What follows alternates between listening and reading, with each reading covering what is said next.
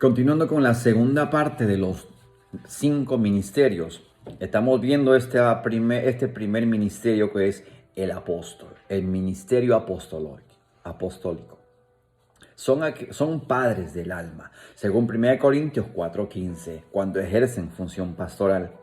2 Corintios 12:14. Juzgan casos de las iglesias que cubren y aplican disciplina. Cuando digo cubren, estos hombres salen de iglesias madres, iglesias fuertes, establecidas, donde van a ir a fundar iglesias a ciertos lugares, países o localidades, donde al llegar ahí, estas iglesias se vuelven hijas suyas, hijas pequeñas, donde van a ser cubiertas por este ministerio, esta iglesia madre. Por lo cual les estoy diciendo que estos son los que los cubren y aplican disciplina, cualquiera que fuese el caso. Unos tienen de parte de Dios una revelación especial, según Judas 17:18. Son administradores de la gracia y los misterios de Dios. 1 Corintios 4:11, Efesios 3:2. Se dedican al ministerio de la palabra y la oración, así como los otros 4 ministerios. Mire, es muy importante, es tan hermoso y precioso este ministerio apostólico, porque trae consigo un trabajo, en mi opinión personal. Un apóstol es aquel que cumple los 5 ministerios juntos, como lo hizo Jesucristo. No estoy poniéndolo en un pedestal, que quede bien claro, pero es aquel que va a reunir los 5 ministerios, aquel que va a ser pastor. Y ahora voy a explicarle poco a poco lo demás. Pastor es el que cuida ovejas. El evangelista, el que va a llegar, el que sabe cómo llegar a la gente a evangelizar. Estrategias, formas. El profeta es el que da revelación de la palabra de Dios, el que va a guiar a la gente, el que va a orientar, al que va a dar consejos. El apóstol, aquel que funda, aquel que es como el águila, aquel que está rodeando, levantando para cubrir, para sentar, para exhortar, para dar esa parte misma que Jesús tuvo, ese amor especial como un padre mayor, por decirlo así, que va a estar al tanto de los detalles que estén faltando dentro de la iglesia, supervisando, verificando que la palabra sea predicada, como le decía, como debe ser, que los dones estén trabajándose, que la gente esté adecuada haciendo lo que tiene que hacer, no torciendo el evangelio, no haciendo el capricho humano, lo que está pasando de moda actualmente, que llenando los bolsillos, ver las maneras de que yo oro por un hígado, yo voy a orar por una cabeza, 30, 50 dólares, 100 dólares para aquellos que están con tumor. Dios mío, ¿dónde hemos visto esto? Pero se está mirando. Al inicio del video 1 les expliqué la diferencia en no ser gente que esté apegada al dinero por simplemente querer vivir de él a costa y a modo de cualquier forma, pero tampoco confundir lo que Dios pone cuando diga el obrero es digno de su salario. Es brindar la ofrenda, en este caso los diezmos, a sus pastores que sostienen esas iglesias. Pero también hay las ofrendas de amor, los diezmos de amor que yo puedo entregar a quien yo sienta hacerlo, no a quien me obligue, nadie a quien me diga, si tú no me das es porque yo tengo la palabra de Dios sobre ti, que tienes que darme tal o cual cheque o cual cosa, porque lo que yo pienso y creo es de que Dios me dijo que me des tu chequera, que Dios me dé tu cuenta. No, Señor, esos son cuentos.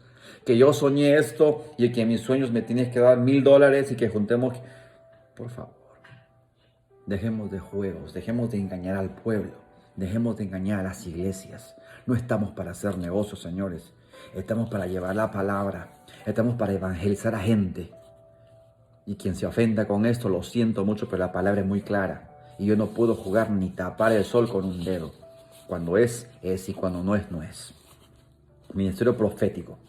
La cobertura de un profeta está representada en las alas de águila. Las alas de gallina. Mateo 23, 37 al 39 y Lucas 13, 34. Pues una de sus funciones es juntar a la iglesia. En la Biblia se afirma que sin visión el pueblo perece. Proverbios 29, 18. Al profeta se le manifiestan primordialmente los dones del Espíritu Santo de inspiración y de revelación. ¿Hay profetas? Los hay. Muy contados y pocos los hay. Hay charlatanes mentirosos y aquellos que se juegan con lo oculto, millones. No se deje confundir. No se deje engañar. La pregunta del millón: y hermano, ¿cómo me doy cuenta si ese hombre, apóstol o profeta es de Dios? La respuesta es muy clara y muy sencilla. La palabra de Dios nos dice que Él entregó dones y uno de ellos es el don de discernimiento de espíritus. Eso significa que el Espíritu me habla, me dice qué viene. Yo siento en mi espíritu si esto viene de Dios o no viene de Dios. Y eso es una incomodidad o una paz. Esto nos falta en las iglesias, porque carecemos de gente como siervos, como líderes, que tengamos estos dones y que se nos revele quién viene de parte de Dios. Y los hechos, las pruebas son las que van a hablar. Si este hombre vino de parte de Dios, va a traer palabra, va a exaltar y enaltecer el nombre de Dios y no va a traer consigo beneficio económico de ningún tipo. Si el pastor, el líder de la iglesia siente brindarle algo, que ellos sienten hacerlo, que sean como quieran sentirlo. No porque que sea el tope, que sea el límite de si $15,000, $1,000. Por favor, señores, a otro perro con ese hueso, como dirían por allá. ¿Cuáles son las señales de un profeta? Las señales por medio de las cuales se puede reconocer a un profeta, ojo con esto, se sujetan a un apóstol o al padre de donde se congrega. La función del ministerio se mueve en el lugar santo y santísimo. Cuando me refiero al lugar santo y santísimo, quiere decir aquel que está en una entrega absoluta de intimidad con Dios, no buscando lo suyo propio, sino el bien de los demás y de Dios. Aquel que va y trae a la gente, aquel que siente pasión por las almas. Son las señales, aquel que se sujeta, no el que habla por hablar, aquel que llega a un lugar y va a decir: yo vengo y traigo palabra de Dios, soy el profeta tal, así que el Señor me ha dicho esto por revelación, etc. Por favor, prediquemos la palabra. Si hay revelación, que la palabra sea revelada. No engañemos más a gente pensando que yo vengo de tal país porque tengo tal madre ahí, tal iglesia madre que me ha mandado para acá porque tengo palabra para este lugar.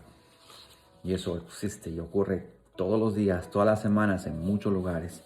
Y muchos vienen siendo engañados. O quizás fuimos engañados en algún momento cuando entraron a nuestras congregaciones. Tengan mucho cuidado, pastores, apóstoles que están por ahí. No es un simple título, no es cualquier cosa. Hay que darnos cuenta de que con Dios no podemos jugarnos. ¿Cuáles son las funciones de un profeta?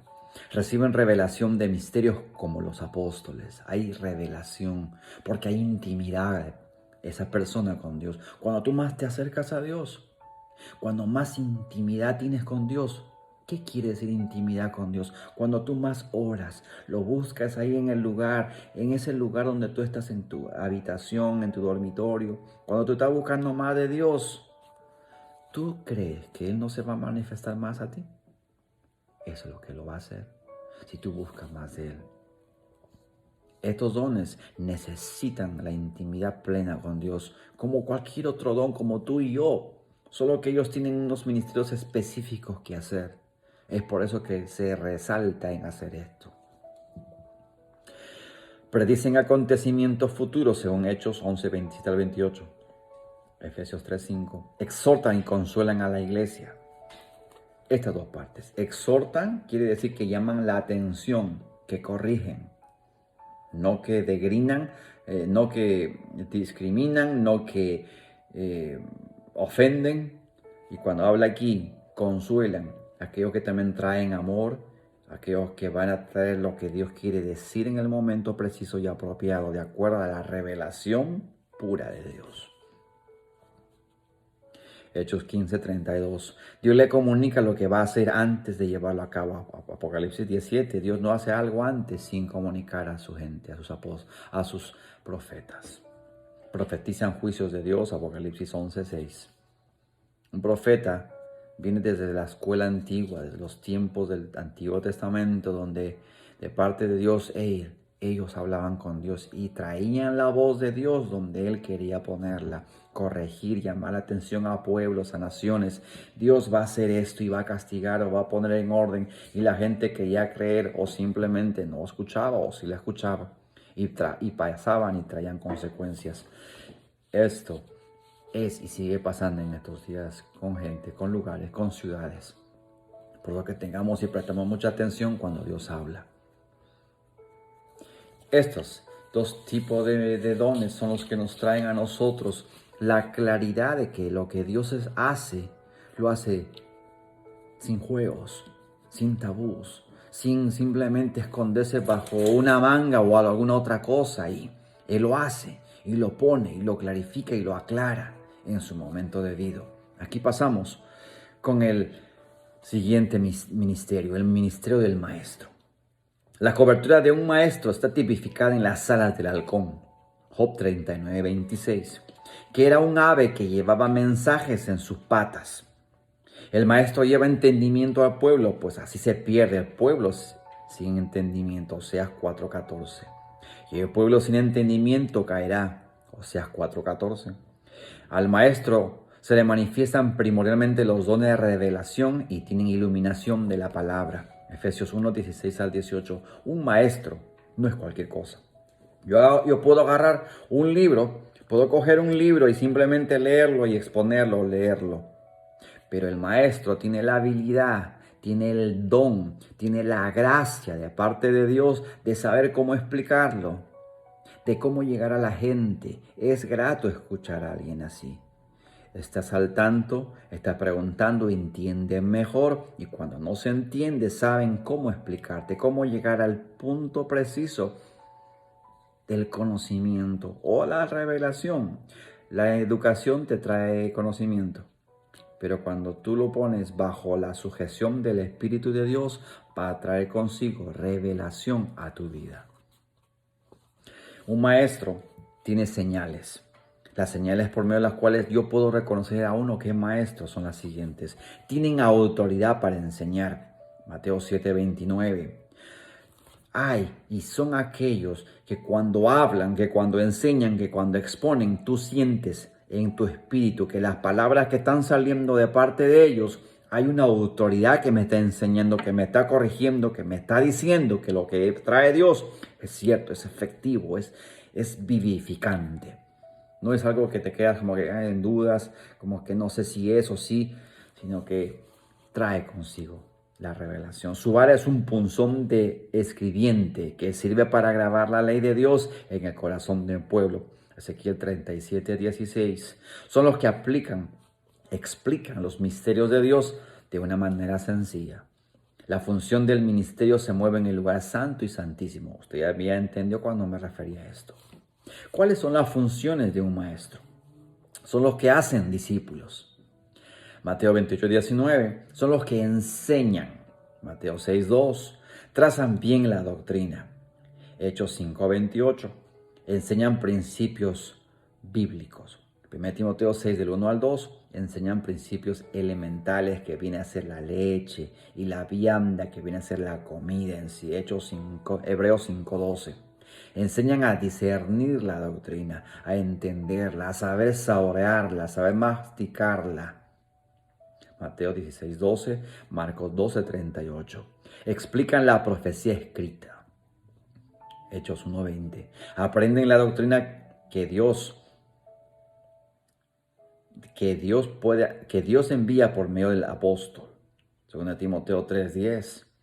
Enseñan, reprenden, corrigen, instruyen a injusticia a la iglesia. De esta manera hacen que ellos puedan ser reconocidos por la habilidad, por la destreza que se tiene de parte de Dios en llevar a cabo la palabra viva. Y abren el oído para oír la sana doctrina. No cualquier cosa, no cualquier cuento, sino un maestro trae esto consigo en sí mismo.